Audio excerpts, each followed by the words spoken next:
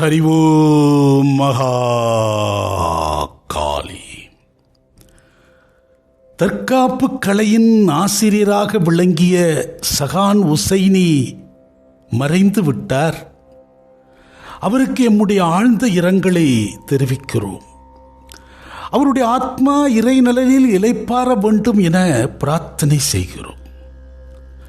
மதங்களுக்கு அப்பாற்பட்டவராக மனிதநேயம் மிக்கவராக வாழ்ந்து மறைந்திருக்கிறார் சகான் உசைனி.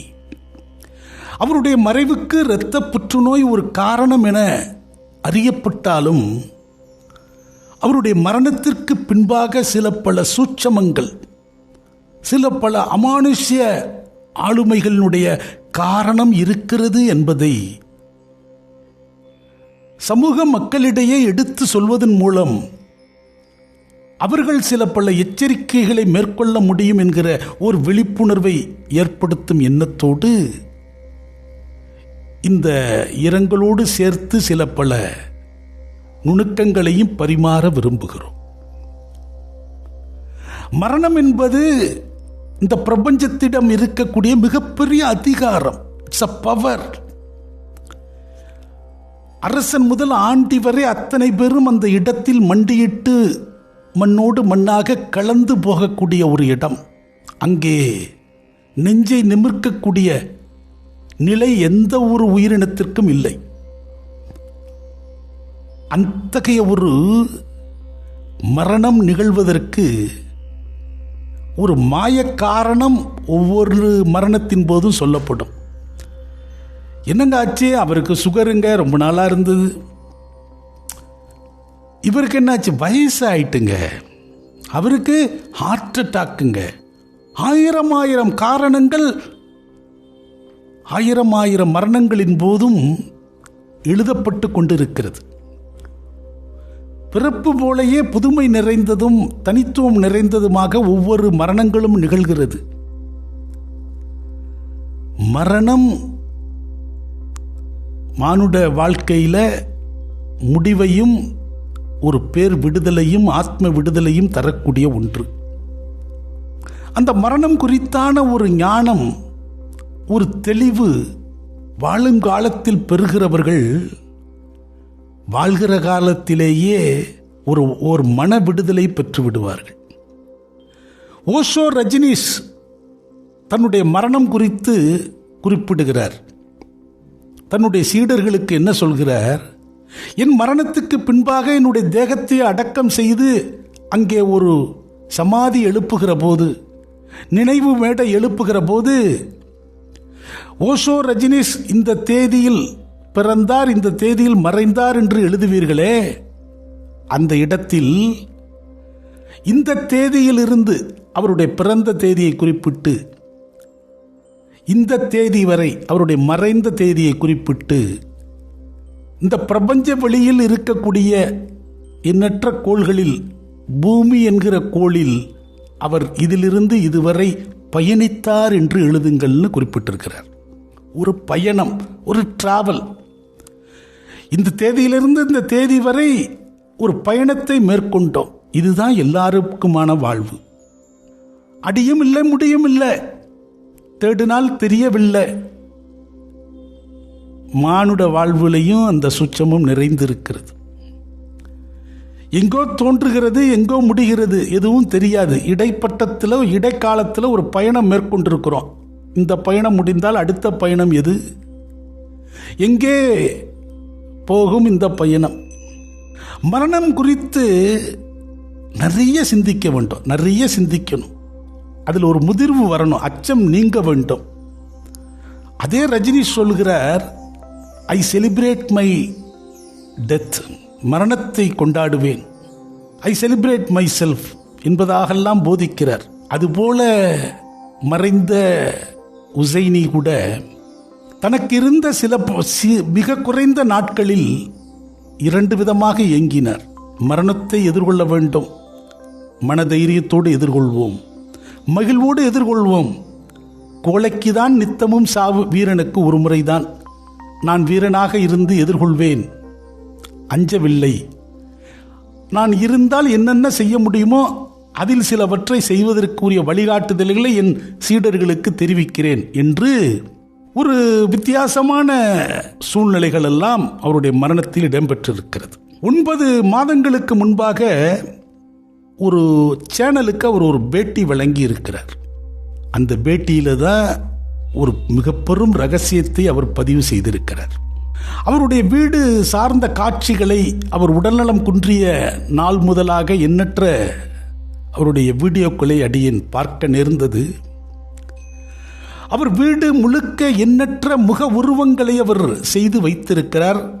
விலை கொடுத்து பல தேசங்களிலிருந்தும் வாங்கியும் வைத்திருக்கிறார். முன்பே அடியேன் ஒரு வீடியோவில் இந்த லாஃபிங் புத்தா என்கிற ஒரு உருவ அமைப்பு வீட்டில் இருந்தால் அதன் விளைவுகள் எவ்வாறெல்லாம் அமையும் என்பதை ஒரு உரை நிகழ்த்தியிருந்தோம். அதை கண்ட பெரும்பாலானவர்கள் அடியனுடைய கருத்தை மனப்பூர்வமாக ஏற்றார்கள். நீங்கள் சொல்வது அத்தனையும் உண்மை, சத்தியம். எங்கள் வாழ்க்கையில் இந்த சிலை வந்த பிறகு இன்னென்ன இடர்கள், துயரங்கள், துன்பங்கள், கஷ்டங்கள் எதிர்கொண்டோம் என்று வாக்குமூலமாக அந்த கமெண்ட்டுகளில் பதிவு செய்தார்கள். அந்த வீடியோ ஒரு 10 லட்சம் பேருக்கு மேலாக பார்க்கப்பட்ட வீடியோ.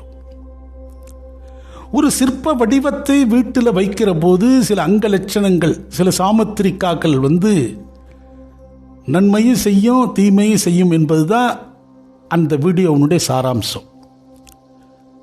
இந்த உசைனினுடைய வீட்டுக்குள்ள என்ன மாதிரி அமைப்பு இருக்குங்கிறத அவரே காட்டிய வீடியோக்கள் மூலம் பார்க்கிற போதே எமக்கு ரொம்ப ஒரு சங்கடம் தரக்கூடியதாக இருந்தது. என்ன இப்படி இருக்கிறான் மனுஷன், தன்னை சுத்தி அரூப ஆற்றல் யாவற்றுக்கும் இனங்காண முடியாத வடிவமான எண்ணற்ற முக வடிவங்களை சுடுமண் சிற்பங்களாக செய்து வீட்டில் வைத்திருந்திருக்கிறார். இப்போ இருக்கு, அதை இப்போ வீட்டில் வெளியில் வச்சதை காட்டினார். அது ஏன் நான் வீட்டுக்குள்ளேருந்து வெளியில் வச்சேங்கிறத காரணமும் அந்த வீடியோவில் சொல்கிறார்.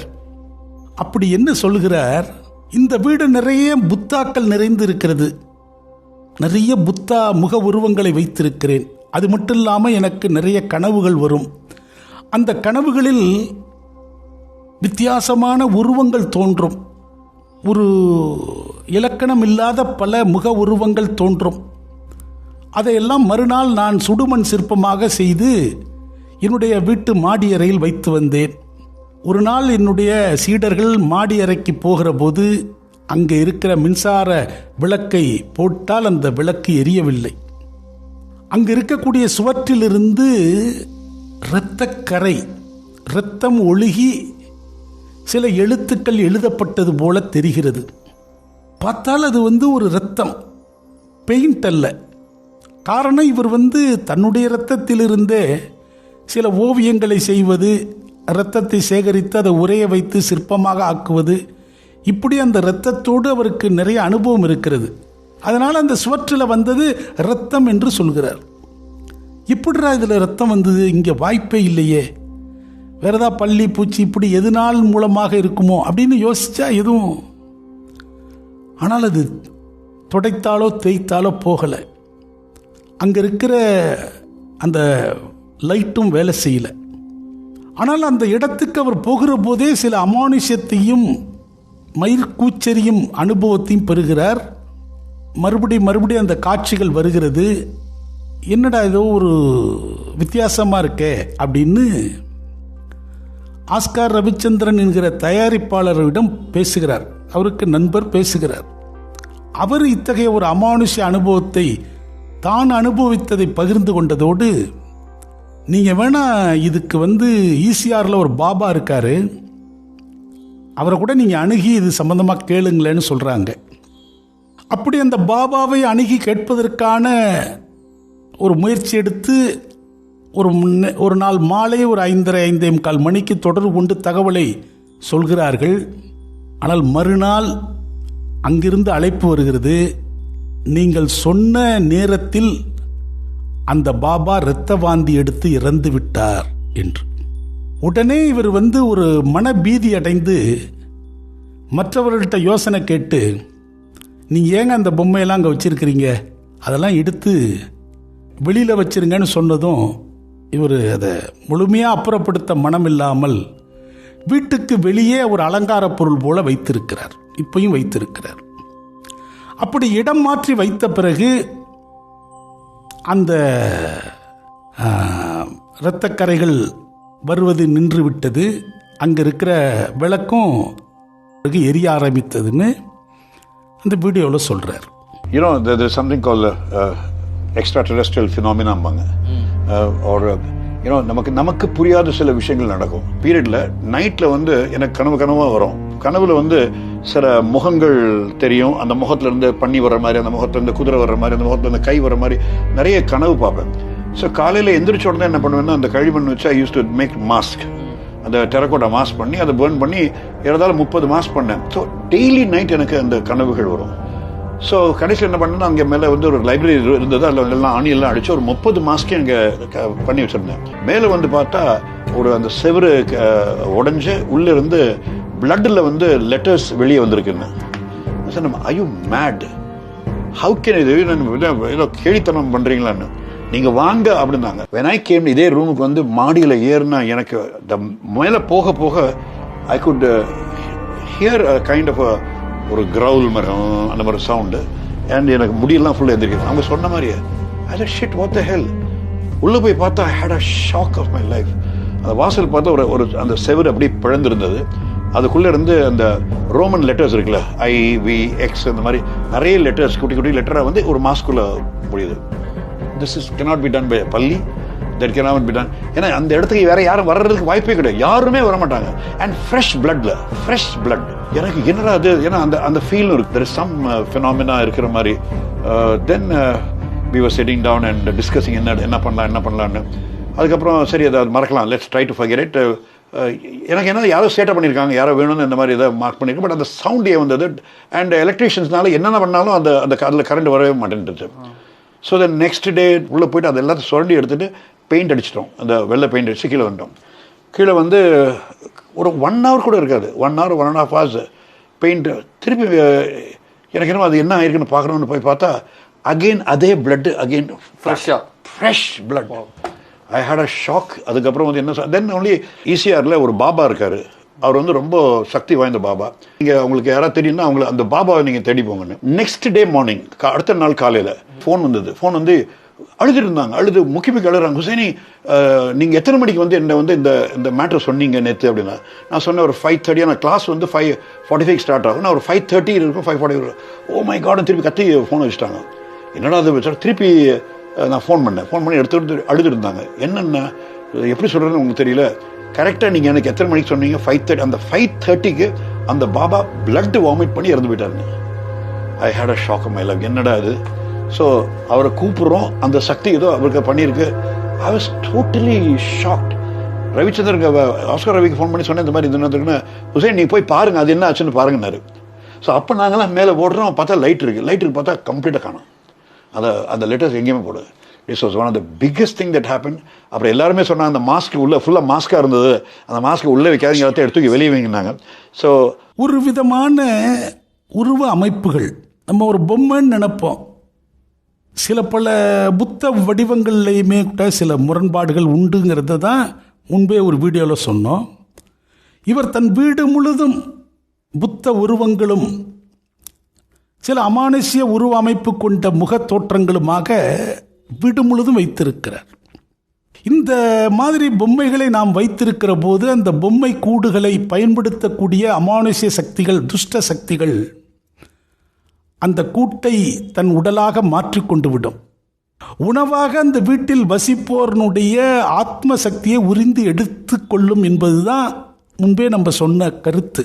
அதுபோல இத்தகைய ஒரு அமானுஷ்ய ஆற்றலினுடைய உணவு பசியை ஏதோ ஒன்றின் மூலம் அந்த வீட்டில் இருக்கக்கூடிய அவைகள் தீர்த்து கொண்டிருக்கிறது. அது மட்டும் இல்லாமல் அவருடைய வீட்டில் விரும்பி வளர்த்த ஒரு கிளியை பாடம் செய்து ஒரு சிலைக்குள்ளே வைத்திருக்கிறேங்கிறார். விரும்பி வளர்த்த ஒரு நாயினுடைய பிரேதத்தை தன் வீட்டிலேயே அடக்கம் செய்து கொண்டேன்னு சொல்கிறார். இந்த அமானுஷ்ய சக்திகள் நன்கு வந்து புழங்குவதற்குரிய எல்லா முகாந்தரங்களையும் அவரே உருவாக்கி இருக்கிறார். இந்த இரத்தம் வீட்டில் கசிந்ததும் அது ஒரு ஃப்ரெஷ் பிளட் வந்ததுன்னு ஒரு முறை சொல்கிறார். அந்த அனுபவங்கள் பல வருடங்களுக்கு முன்பே இரத்தம் புசிக்கும் சக்திகள், கிராமங்களில் சொல்லுவான் இரத்த காட்டேரின்னு, அது இரத்தத்தை தான் குடிக்கும்பான். அதுபோல தன்னுடைய ஜீவ ஆற்றலாக இரத்தத்தை எடுக்கக்கூடிய ஏதோ ஒரு சக்தி, துஷ்ட சக்தியினுடைய ஆளுமைக்கு அவருடைய வசிப்பிடம் ஆட்பட்டு இருக்கலாம். அப்படி ஆட்பட்ட அவைகளுடைய பசி நீங்க யாரோ ஒருத்தரை பரிகாரத்துக்கு பார்க்கலான்னு சொல்லும்போது அவர் இரத்த வாந்தி எடுத்து மறைந்து விடுகிறார். இப்படி ஏதேதோ காலகட்டங்களில் அவர் ரத்தம் சிந்தி கொண்டு இருந்திருப்பார். அதன் பிறகு தன்னுடைய இரத்தத்தையே எடுத்து எடுத்து பாட்டிலில் சில வருடங்களாக சேகரித்து அதை தான் நான் ஒரு சிற்பம் வடித்தேங்கிறார். ஆக இந்த இரத்தத்தை ஏதோ காரணத்தினால், இரத்தத்தில் முன்னாள் முதல்வருடைய முகத்தோற்றத்தை ஓவியமாக வரைந்தார். அவருடைய இரத்தத்தை எடுத்து இந்த இரத்தத்தை எடுக்கக்கூடிய ஒரு எண்ண ஓட்டத்தையும் தூண்டுதலையும் அந்த சக்திகள் தொடர்ந்து அவருக்கு கொடுத்து கொண்டே இருக்கிறது. இப்போ ஒரு நிலை வருகிற போது அவரை உரிந்து சாப்பிட்டதனுடைய ஒரு விளைவு தான் இரத்தத்தில் புற்று என்று வந்திருக்கிறது. இன்னும் நுணுக்கமாக ஆழமாக இதை விவரித்து பேசலாம். ஆனால் இந்த அளவுக்கு இதை தொட்டதே போதும்னு நினைக்கிறேன். ஒரு சில உருவ அமைப்புகள், அலங்கார பொருட்கள் என்ற பேரில் நாம் வரவழைத்து கொள்கிறதே, வாங்கி வைத்து கொள்வதே பேராபத்தில் முடியும். பல வீடுகளில் நான் பார்த்துருக்கிறேன். ஒரு நவீன சிந்தனை உடையவர்கள் என்று காட்டிக்கொள்வதற்காக புத்த உருவங்களை வீட்டில் நடுநாயகமாக பெரிய பெரிய பிரம்மாண்டமாக வச்சுருப்பாங்க. அந்த வீடுகளெல்லாம் பார்த்தா அந்த வீட்டில் ஏதோ ஒரு கண்ணீரோடு வாழ்கிற நிலையை நான் பார்த்துருக்கிறேன். அந்த வீட்டு பெண்கள் கண்ணீராக இருப்பான், இல்லை ஏதோ ஒரு வருத்தம் இருக்கும்.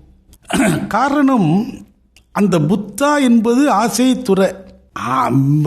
அளவுக்கு அதிகமான ஆசை மிகுந்தோர் அலங்காரமாக ஒரு புத்தனை வைக்கும்போது அவனும் நெருப்பு சூழ நடுவில் தன்னை வைத்தது போல நிம்மதி இல்லாமல் தவிப்பான். நம்மளுடைய எண்ணத்துக்கு தகுந்த சேர்க்கை இருக்கணும். நாம் பொருந்தா கூட்டணியில் இருக்கக்கூடாது. பல விஷயம் இருக்குது, ரொம்ப இப்போ போக வேண்டியதில்லை, கொஞ்சம் கொஞ்சம் அப்பப்போ சொல்வோம். அதுபோல் இந்த அவருடைய இல்லத்தினுடைய தோற்றங்கள் எங்கு திரும்பினும் ஒரு அமானுஷ்யம் குடிகொள்வதற்குள்ள எல்லா வாசலையும் அவரே அமைத்து கொடுத்திருக்கிறார்.